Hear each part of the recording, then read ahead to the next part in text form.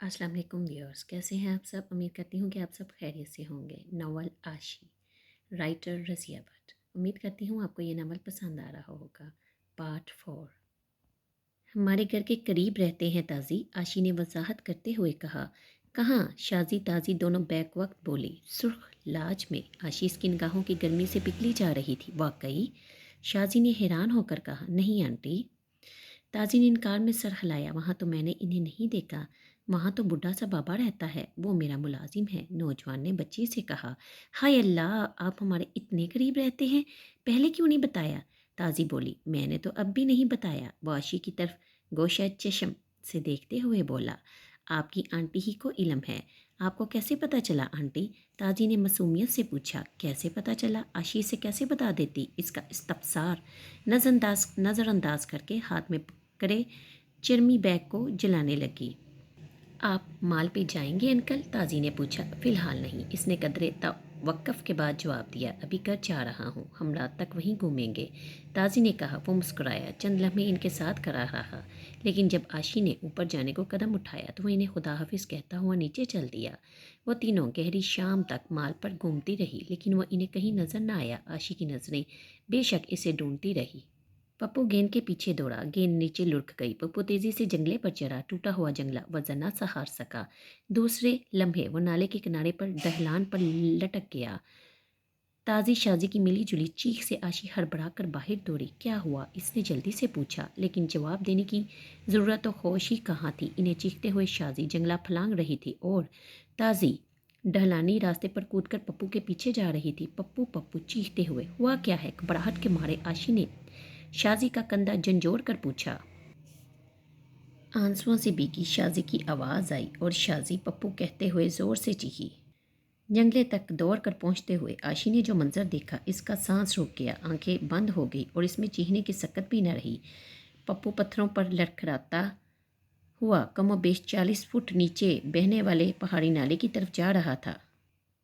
इसके टकराव से एक वजनी पत्थर भी लुढ़क कर इसके अकब में नीचे जा रहा था। खौफ की ज़्यादती से वो ठहर सी गई। इसके हाथ पांव ठंडे हो गए। दूसरे लम्हे इसने आंखें खोल दी। वो भी जंगले को फलांग कर नीचे जाना चाहती थी, लेकिन आंखें खोलते जो मंजर देखा, इसकी जान में जान आ गई। लड़कते पप्पू को इस अजनबी ने सुर्ख लाज की पथरीली दीवार से कूदकर हाथों में थाम लिया था। कूदने से वो अखनी खारदार तारों से भी उलझा था, लेकिन बहरहाल इसने बच्चे को बचा लिया था। ताजी की चीखें रुक गई थी और शाजी भी तेजी से ढलान पर उतरते कदम रोक कर पथरा गई।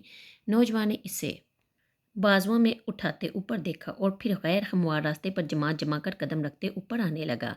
ताजी डुबडबाई आंखों से पप्पू को देखते हुए इसके साथ साथ आ गई। शाजी भी पप्पू को देखने लगी। घबराओ नहीं, नौजवान ने दोनों से कहा। कूदने और तारों से उलझने से नौजवान का सांस फूला हुआ था। बच्चे को उठाने से पत्थरों पर वो कुछ गैर मुतवाजिन सा होकर चल रहा था। आशी ने ऊपर आते ही हाथ बढ़ाकर बच्चे को पकड़ना चाहा। बेहतर है इसे बिस्तर पर लटा दे। नौजवान ने जल्दी से कहा। खौफ की वजह से बदहवास हो रहा है। लाइए। आशी ने घबरा कर पप्पू के सीने पर हाथ रखकर कहा। चलिए मैं चलता हूँ।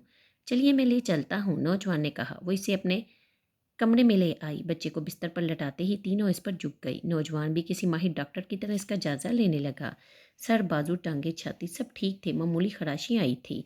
माथे पर एक दो रगड़े आई थी। खौफ की वजह से वो सहम गया था। शुक्र है खुदा ने बचा लिया, नौजवान ने कहा। पप्पू पप्पू ताजी से पकाने लगी। शाजी भी इसके सर पर प्यार से हाथ फेरने लगी। आशी मुड़कर अपना दुआओं का बक्स खोले उल्ट पुल्ट कर रही थी। चंद लम्हों बाद ही बच्चा ख्वास में आ गया और मुस्कुरा मुस्कुरा कर बहनों की तरफ देख रहा था। शाजी ने इसे अच्छी तरह कंबल लपेट दिया। इन्हें थोड़ा सा गरम गरम दूध अभी पिला दे, नौजवान ने कहा। अभी देती हूँ, साथ ये गोली भी, आशी बोली। शाजी भाग कर एक प्याली दूध गर्म कर लाओ। शाजी चली गई। आशी बच्चों के जिस्म फिर से टटोलते हुए इसको पुकारने लगी। आंटी गेंद। पप्पू बिस्तर से उठने लगा। आराम से लेटे रहो। आशी ने मुस्कुरा कर इससे देखा। शरीर कहीं के दम हुआ कर दिया था। शुक्र है अम्मी और बाजी घर पे नहीं, वरना खुदा जाने क्या होता। नौजवान बाजू सीने पर बांधे पलंग के करीब खड़ा था। आशी ने इसकी तरफ देखा। घबराहट और जल्दी से वो इसे बैठने तक का न कह सकी थी। आप बैठिए, इसने आस्तगी से कहा और कुर्सी इसकी तरफ धकेल दी। शुक्रिया, नौजवान ने कहा। मैं अब चलता हूँ। आपका शुक्रिया कैसे अदा करूँ? आशी ने दिल फरेब मुस्कुराहट से कहा। آپ اسے نہ پکڑ لیتے تو اف، بات ادھوری ہی رہ گئی۔ عاشی کی نظر نوجوان کے کندھے پر پڑی۔ قمیص کی آستین پر خون کے کئی دھبے تھے۔ آستین جگہ جگہ سے پھٹی تھی، آخری خاردار تار چپ کر بازو زخمی کر گئی تھی۔ آپ کا بازو زخمی ہو گیا ہے، عاشی نے جلدی سے کہا، خون نکل رہا ہے۔ اوہ، نوجوان نے جا بجا پھٹی آستین پر نظر ڈالی۔ خون خاصا نکلا ہوا تھا، سفید قمیض داغدار ہو گئی تھی۔ کوئی تار چپ گیا ہے شاید، عاشی نے متفکرانہ لہجے میں کہا۔ ہاں، تاروں سے یہ آستین الجھی تھی۔ نوجوان نے بازو کو دوسرے ہاتھ سے ٹٹولتے ہوئے کہا، کچھ زیادہ ہی لگ گئی ہے، گھبراہٹ میں تو پتہ نہ چلا، اب البتہ درد محسوس ہو رہا ہے۔ انکل، آستین اٹھائیے۔ تازی پپو سے ہٹ کر اس کے قریب آ کر کھڑی ہو گئی۔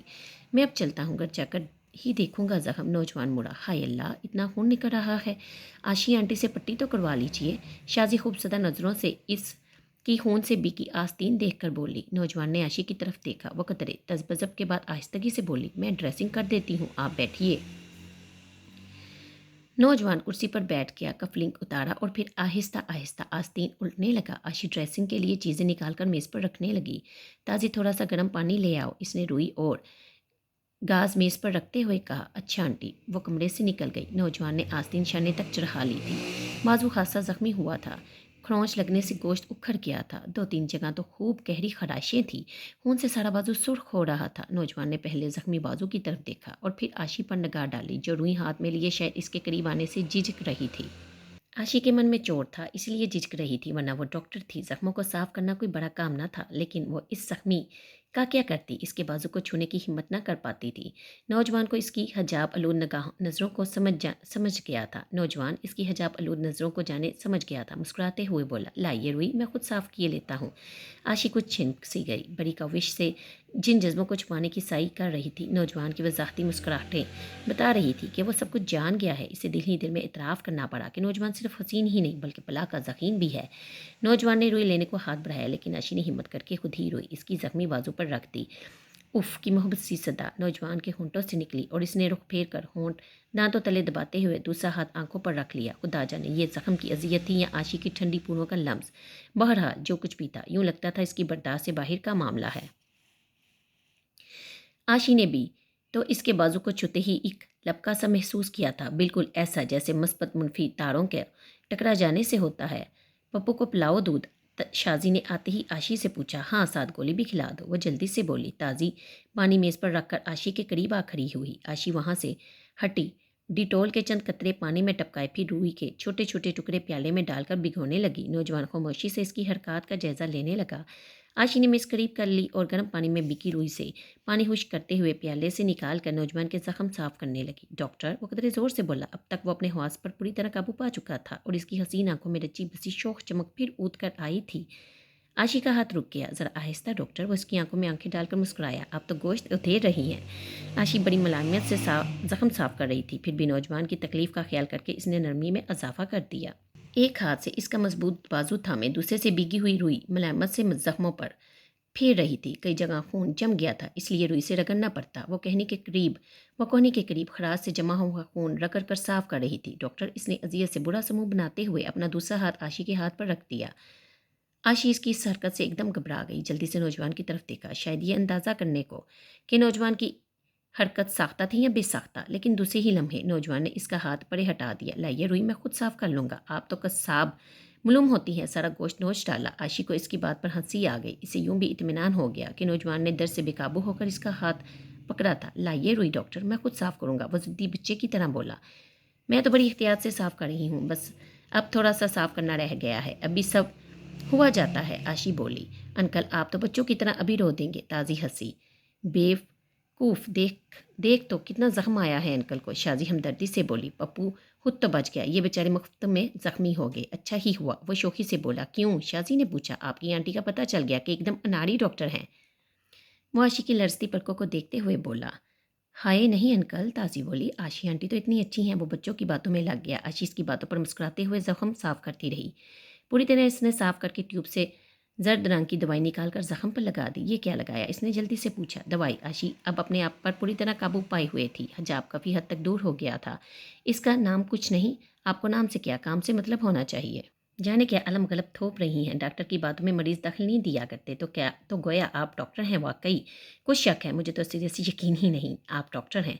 आशी मुस्कुराने लगी। जख्म पर दवाई लगाकर इसने घास का छोटा सा टुकड़ा ऊपर रखकर रुई रख दी और फिर सफ़ेद पट्टी बांधने लगी। लीजिए साहब, वो पट्टी की गिरह बांधते हुए बोली। फ़रूक कह सकती हैं, नौजवान बड़ी अपनायत से बोला। आशी होंठ का गोशा करते हुए मुस्कुराने लगी। किसी खूबसूरत तरीके से इसने अपना नाम बता दिया था।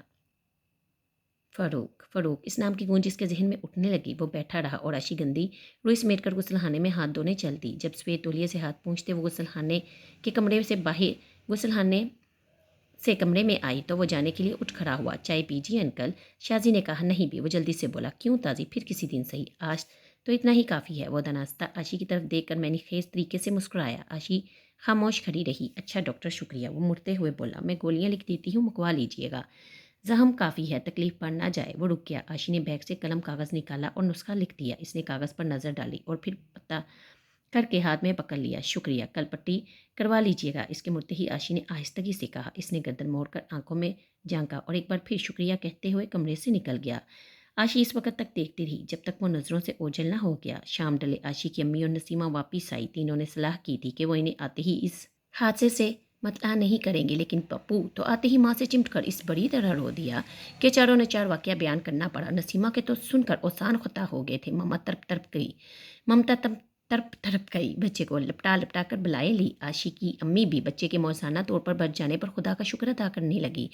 दोनों इस नौजवान की तह दिल से शुक्रगुजार थी जिसने खुद जख्मी होकर बच्चे को बचा लिया था। नसीमा तो बार बार इसे फरिश्ता कहकर पुकार रही थी। आशी इस फरिश्ता रहमत के मुतलिक जाने क्या क्या सोच रही थी। बरामदे के दरवाजे पर दस्तक हुई। कौन? मुलाजमा आशी का कमरा साफ करते हुए बोली। डॉक्टर साहब, आवाज़ फिर आई। जाकर देखो कौन है। आशी पलंग पर चादर डालते हुए मुलाजमा से कहने लगी।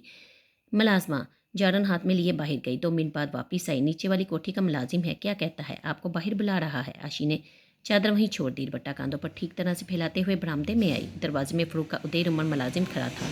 सलाम डॉक्टर साहब। आशी ने सर के इशारे से सलाम कबूल किया और फिर मुस्तफसराना इसे देखने लगी। साहब ने कहा है। मुलाजिम सादगी से मुस्कुराते हुए बोला। पट्टी करवानी है। आशी के लम्हा को तसबजस में पड़ गई।